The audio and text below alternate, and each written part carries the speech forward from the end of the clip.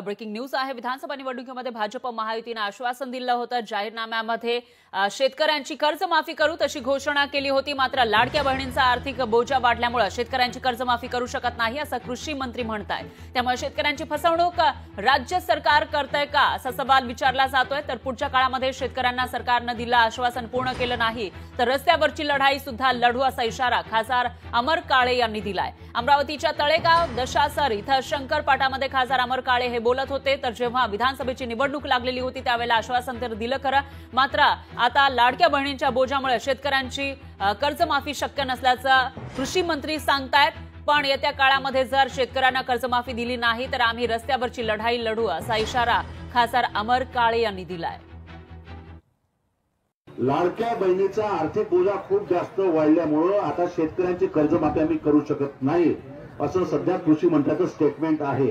त्यामुळे सांगायचं तात्पर्य असं आहे की अशा पद्धतीने जर शेतकऱ्यांची फसवणूक जर राज्य सरकार त्या माध्यमातून करत असेल, एक दोनदा मुख्यमंत्र्यांना पत्र देऊ, एक दोनदा त्यांच्यासोबत भेटी घेऊन त्याची मागणी करू, पण पुढच्या काळामध्ये सरकार भारतीय जनता पक्षानं दिलेलं शेतकऱ्यांचं आश्वासन जर पुढच्या काळामध्ये त्यांनी पूर्ण केलं नाही तर रस्त्यावरची लढाई सुद्धा ही त्या निमित्तानं आम्ही लढू हा शब्द या निमित्ताने या संघर्षाच्या निमित्ताने या ठिकाणी देतो।